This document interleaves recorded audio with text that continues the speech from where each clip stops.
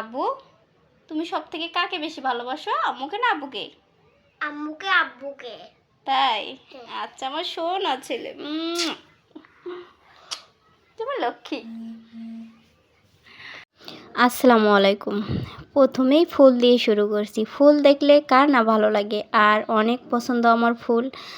তো প্রথমে চলে আসছিলাম আমার ননদকে নিয়ে ডাক্তার দেখাইতে। সেখান থেকে হাঁটতে হাঁটতে রমনার দিকে রওনা দিই হাসপাতাল থেকেই। তারপরে আমরা চলে আসি রমনাতে, আর এসেই দেখি ফুল, আর ফুল দেখে আমার অনেক বেশি ভালো লাগে। আর সেখান থেকে আমি একটা ফুল নেই। আমার বাবাটাও খুব ফুল পছন্দ করে। দেখছে আম্মু এটা দেখো সেটা দেখো, আমাকে সবগুলো নিতে বলছে। তো সবগুলো নেওয়া কি সম্ভব? তাহলে কি হবে, কি করবে এতগুলো ফুল দিয়ে? তো আমি একটা নিয়ে নেই। আর এখানকার ফুলগুলো অনেক তাজা ছিল, খুবই ভালো লাগছিল। আমি ফুলের গন্ধ নিচ্ছিলাম, অনেক ভালো লাগছিল। আমার সাথে সাথে আমার ছেলেও দেখছিল। আর আমার ননদের ছেলে, আমার ননদের জামাই, ননদ সবাই মিলে আমরা একসাথে সেখানে যাই, কিছুক্ষণ বসি। আর আমি তো ফুলগুলোর কাছ থেকে সরতেই চাইছিলাম না, আমার এত ভালো লাগে ফুল। তো আমি এখানে কতক্ষণ ফুল দেখি, তারপর আমরা এক জায়গায় বসি। তো আমার ননাসের জামাই বলতেছে যে তোমরা কি চানাচুর খাবো? তো হাসাহাসি করতেছি যে আনছেন, আমি চানাচুর খাবো কেন, খাইলে ভালো কিছুই খাবো। তো এই বলে হাসাহাসি করতেছি, এখানে কিছুক্ষণ বসছি।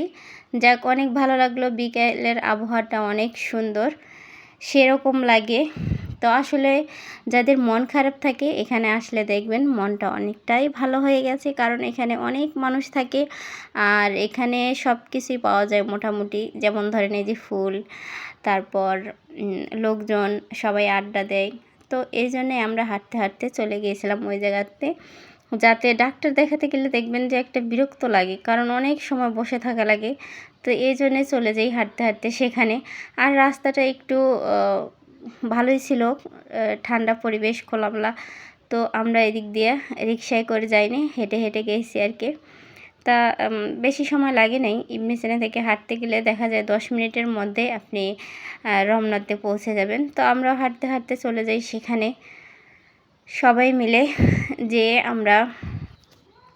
আমার জুনাদ সোনা বেশিক্ষণ হাঁটতে পারে না, তো কতক্ষণ আমি ওকে কোলে নেই, কতক্ষণ আমার ননদের জামাই ওকে কোলে নেয়। তো এইভাবে করে আমরা চলে যাই। বাসায় এসে তো আমি খুবই ক্লান্ত, মশারির তলে ঢুকে পড়ি।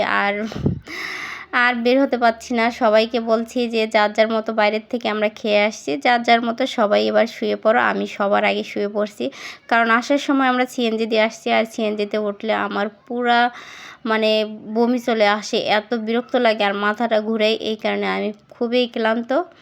তাই তাড়াতাড়ি করে আমি আগে বিছানায় ঢুকে পড়ছি, কোনো রকম মশারিটা টান